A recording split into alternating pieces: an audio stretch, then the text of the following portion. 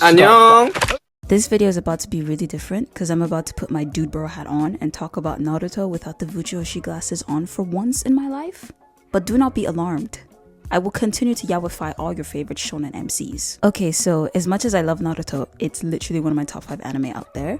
There were a lot of letdowns when it came to how the characters were handled or how the plot moved forward. For me personally, I think the biggest fucking piss take of the plot was how Kishimoto handled Madara and literally pulling Kaguya out of his own ass. I wholeheartedly believe that Madara should have been the final boss in the war arc. And like when he gets killed, then Kaguya can appear, but then instead of having to fight her, she could just leave and be teased as the big scary villain in Boruto. This video hasn't even started yet, but I'm about to go on a side tangent. Give me a minute, I need to get these thoughts out. You know, come to find out, the Shippuden series, like the manga series, ended in 2017, but the Boruto series started in 2016. I don't know how that math fucking works, but whatever. Even though the Boruto series was drawn by different artists, surely he still needed Kishimoto's permission, right? Anyways, someone fact check me please. But assuming that this information is correct, Kishimoto must have been aware that the story would continue, right? So that means that he could have thought about leaving an open ending or setting up a villain to be explored in the future in the Boruto series, which is where Kaguya could have come in. Like, after Madara eventually getting killed and defeated by Naruto and Sasuke, Kaguya would still like form or come out of him, the same way that he did in the series, and instead she flies off to the moon or some shit. And then the Boruto series is all about finding her, and she's like this looming threat that could like destroy the world at any point, something like that. I don't know. Girl, anyways, that's besides the point. This video is specifically about fights that should have happened at some point in the Naruto series.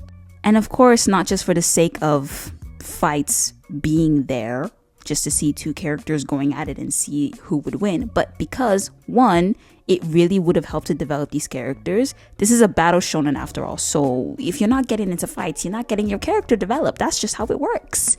That's the name of the game. And two, the fights were like teased or set up, but then it just didn't happen in the end. And we needed to see that. Okay, so starting off this list, the first fight that definitely should have happened was Kurenai and literally anyone. The only time, and I truly mean the one and only time that we see Kurenai, a Genjutsu user, attempt to throw any type of hands was in the OG Naruto chapters with Itachi. You know, Uchiha Itachi, an elite Genjutsu user from a clan of elite Genjutsu users. She didn't stand a fucking chance. And it's unfair that Kishimoto did that to her. Because not only was she thoroughly embarrassed by the end of this fight, now the entire fandom makes fun of her because she tried to put Uchiha Itachi in a Genjutsu. At the end of the fight, this nigga said, "Genjutsu of that level doesn't work on me. You see that river that they were fighting next to? You will find me face down, unmoving in that bitch. Trust, because I will not live through that level of embarrassment." But like, what else was she supposed to do? That's all she got. Like, we have to remember that she's a jonin for goodness sake, okay? She's on the same level as Kakashi, Guy, and Asuma, and they all got something, okay? Kakashi doesn't really need an explanation. He's Kakashi. He's the fucking teacher of the main team. Guy fought Ten Tails Madara in the war arc and lived. Asuma got a whole arc and died. And what did Kurenai get? She got pregnant by Asuma, who dies. So we don't even get to see her happily married and in love. So what's the point, actually? She could have easily, and I mean so easily, been put in a fight during the pain arc or during the war arc, or better yet, she should have been the one to accompany Shikamaru, Choji, and Ino when they went to fight Hidan and Kakuzu to get revenge for killing Asuma. No offense, but why the fuck was Kakashi there? What was he doing there? Okay, Kurenai has way more connections to that team than he does. That's literally her husband over there.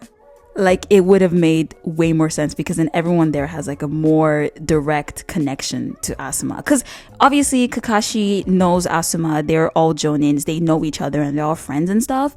But like, we already see Kakashi a lot. Like, I just want to see Kurenai show off her abilities. Like, I want to see what she got. She's a jonin for a reason, and I want to see why. But unfortunately, yes, this is just another case of Kishimoto unable to handle his female characters for some fucking reason. Okay, the next fight that I would have loved to see is Ino versus Sakura part 2. They had this whole rivalry thing going on, and then they tied when they fought each other during the Chunin exams. So in Shippuden, I wish we got to see them have like a friendly rematch or something. And also to see like a shift in the reason for their rivalry, because in the beginning it was about a boy who didn't give a fuck about either of them. But now it would have been nice to see that now they're like they're rivals against each other to see which one is stronger, and they were both like training to be medical ninjas, so that's another thing that they could have been trying to like one up each other about. This would have also really shown the growth in their relationship, and it will give more to Sakura's character outside of Sasuke, because that's damn near 80% of her entire personality. Because low-key, when I was watching Shippuden, I had no idea where Ino and Sakura stood like towards each other. Did they still low-key hate each other? Was it still giving like catty vibes like it did in the OG Naruto series? Or is it more like they're friendly, but it's like friendly banter? Because I'm watching Shippuden and sometimes I'm like, okay, cute, the girls have made up, the girls are galling. I like it. I like to see girls be friends. But then they'll make like really like shady comments, not just like teasing, but really shady comments. I'm like, okay, so the hate is still there? What's going on?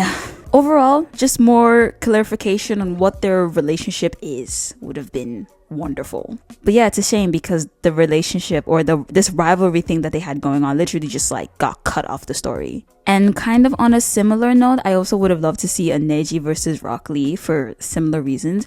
We know that in the flashbacks that Rock Lee kept challenging Neji and kept losing. So having them fight in Shippuden and tie, or actually specifically, I want Rock Lee to win because that would also tie up his character arc theme stuff about hard work beating natural talent. And then we can also see Neji finally giving Rock Lee the respect that he very much deserves. Also, I just want to see more of them because in Shippuden, I feel like they were kind of forgotten about completely. And I like those two a lot, and I would have really, maybe I'm just being biased, but I would like to see more of them in the series, even if it's just like a small interactions here and there, but they were literally completely ghosted. But yes, this is mainly about Ino and Sakura. I wish we saw like a friendly rematch where they tied again, or maybe they've been keeping tallies and have been like training with each other like once a week or whatever. Alright, moving on. These next two fights is also going to be including Sakura again because she's the main girl, and like I said before, this is a battle shonen. If you're not in these fights, you're not getting any sort of character development. And the only worthwhile fight that we saw her get is at the beginning of Shippuden when she's fighting Sasori alongside Granny Chiyo. You know, when I started Shippuden and I saw this arc, I was like, what's all this hate about Sakura? Like, the girl got hands, look at her doing shit and fighting and stuff. But that was it. After that, she don't got shit to do. Like, I can't lie, as the series went on, I was understanding more and more why ain't no one fuck with her, and I also started to be one of those bitches that didn't fuck with her. At the end of the OG Naruto series, I was like, okay, I get Sakura is a little bit like annoying, but like, she's just a girl, like who cares? In the beginning of Shippuden series, I was like, these people are crazy. What you mean you calling her useless? Look at her. She beat Sasori. Like, what's going on? And then the series continued and I was like, okay, I cannot defend this behavior no more. Fuck this shit. Like, what? I don't give a fuck that she punched Kaguya. What did she do throughout the whole fucking fight though? Why is she getting, like, she's not even getting side character treatment. This is NPC treatment. So yes, these next two fights that I'm about to mention would have done wonders to her character. The first fight that would have been beautiful to see is Sakura versus Conan. The main reason I thought of this fight is because it was teased in the opening of the Pain arc. It wasn't teased in the manga and they literally never interacted, but it should have been canon. You know, like on some Battle of the Kunoichi type shit. Also, I feel like y'all are forgetting that this is y'all, as if y'all the one that wrote the story, but y'all are forgetting that this is the main girl in a battle shonen. She should be getting proper fights. Say what you want, but Sakura is strong. She got hands to throw, but no one to catch them. What's that about? Okay, and like low-key, even if it's not Conan that she was fighting in the Pain arc, she should have fought one of the main Pains, because there was like, what, 6 of them? Not fucking random animal summons and shit. And then afterwards, she's just like on her knees and she cries for Naruto to come help. Girl, stand up! defend your home. These are your people. Literally stand the fuck up. You can fight. Okay? Like, you see, this is what disappoints me the most about Sakura. She can fight. I know she can fight. You know she can fight. But does she know she can fight? Because for whatever reason, she's always forgetting like she can't literally just break the ground itself with a single punch. Like, babes, if you're not going to use this power and immense strength properly, give it to someone else, okay? And keep your ass in the hospital healing the shinobis that are coming from the battles. So yes, having Sakura have a proper, real fight during the pain arc would have been amazing to see. Even if it's not against Conan. Ideally, I would want it to be against Conan because it's like, I want to see the girls going at it, you know? But yeah, even if it's not against Conan, any one of the main pains, because 6, 5, 7 of them, I forget how many, but they were all going against Naruto. Help him out. It's crazy that not a single person was there to help him. Only Hinata jumped in and she got her ass handed to her in 3.5 seconds. Anyways, let me move on before I get upset. Now, this next fight, in my opinion, out of all the fights on this list, would have been the most iconic and the best one on this list. Sakura versus Sasuke. Bro!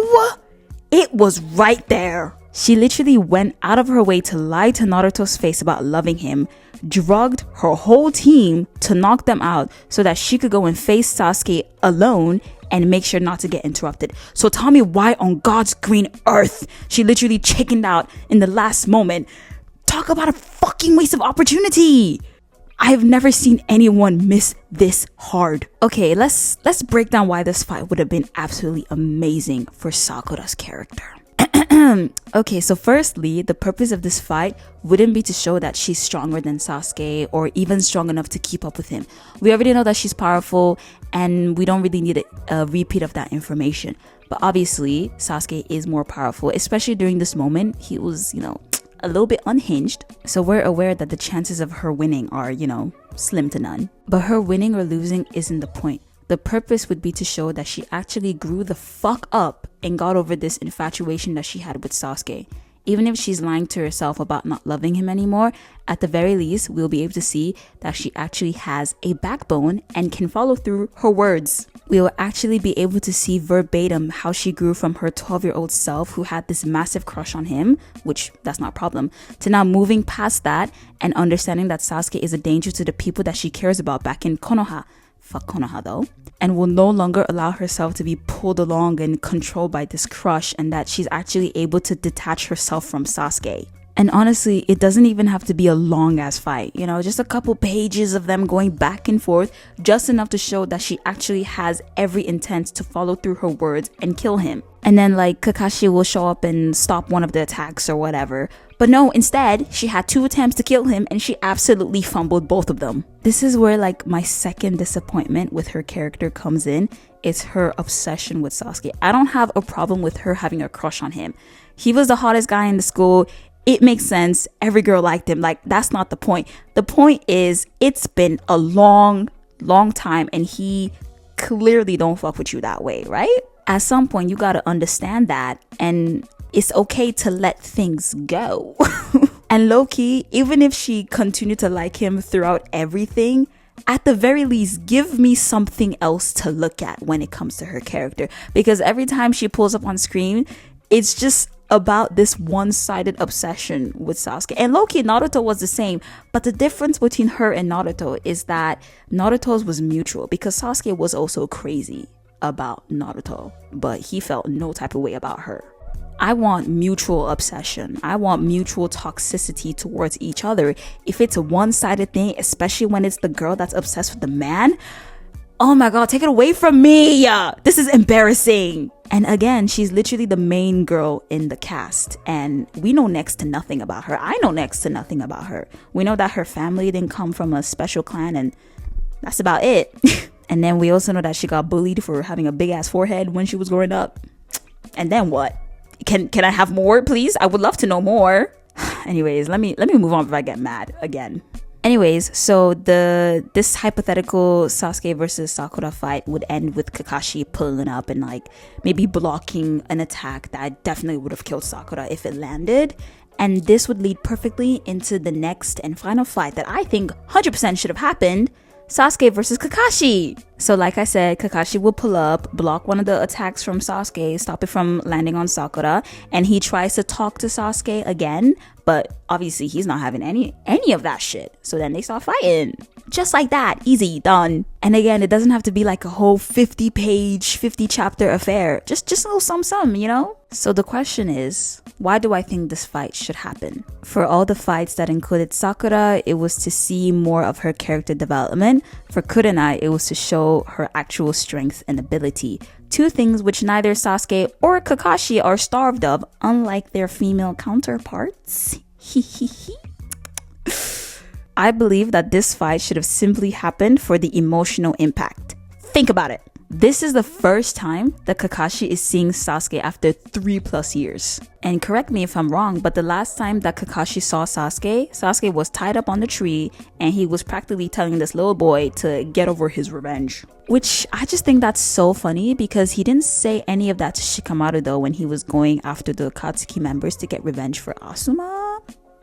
But we don't need to talk about that right now. It's fine. The point is, him and Sasuke didn't exactly leave on good terms, right? Now, after 3 years, he's seeing just how far gone Sasuke is. And now he's coming after Konoha instead. Now he finds himself in the same position as Hiruzen was. And this time, he tells himself that he won't make the same mistake as the previous Hokage by allowing Orochimaru to live. So there would be so much internal turmoil on Kakashi's part as he fights Sasuke. Meanwhile, Sasuke just has hate. Because right now, he's not seeing his old sensei. He's not seeing Katrina!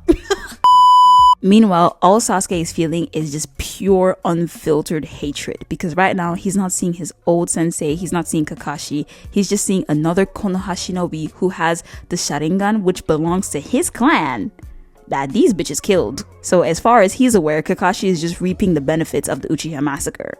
So he don't give a fuck about nothing else. And in particular, the moment where Sasuke is yelling, "You want me to stop? Bring my family back. Bring my whole clan back. Then I'll stop." That moment would be so much more gut-wrenching than it already is if he was like pinned down by Kakashi and was like thrashing around and desperately trying to claw his way out of his hold, and he's ignoring how exhausted his body is because he's been fighting non-stop. And then eventually Naruto will pull up and blah blah blah blah blah, the story continues. But basically, I just think that it would have added so much more depth to their relationship because this is the same kid that Kakashi pretty much favored. He disappeared with him for days during the Chunin exam to teach him the Chidori, and he completely ignored Naruto and Sasuke. He completely ignored Naruto and Sakura. Sakura wasn't in the Chunin exams at this point, but Naruto was. And what the fuck did he do? He left him with some random ass NPC character. It's fine. Essentially, to conclude, it would have been such a beautifully emotionally charged moment that I wish we could have gotten. And with that, this list comes to an end. Look at me being a dude bro, analyzing plot and shit. But trust, do not fret. The Fujoshi glasses are coming right back on. Hashtag duality, I can sexualize and analyze my faves. Am I gonna keep that in this video? Let's find out. But yes, just to quickly summarize everything, we needed to see Kurenai versus literally anyone and not a Genjutsu user. Especially not an elite Genjutsu user. Come on. Putting her up against Itachi, that's just unfair. We also needed to see Sakura and Ino because, you know, we need to see the girlies having a goal that doesn't revolve around a boy. And I also mentioned Rock Lee and Neji for similar reasons, but low-key, I just wanted to see more of them, especially Rock Lee. Like, he was one of the most like favorite characters in the OG Naruto series. And then we get to Shippuden and he's getting fed nothing but Cheeto dust. Also needed to see Sakura and Conan and Sakura versus Sasuke.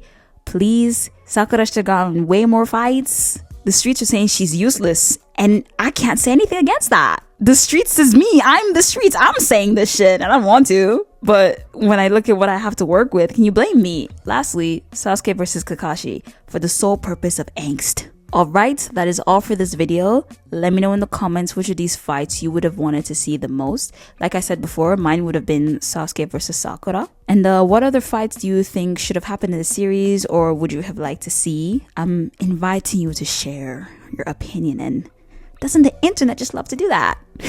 Thanks for watching. Like and subscribe for more Naruto, anime, K-pop, brain rot video and stuff. Bye!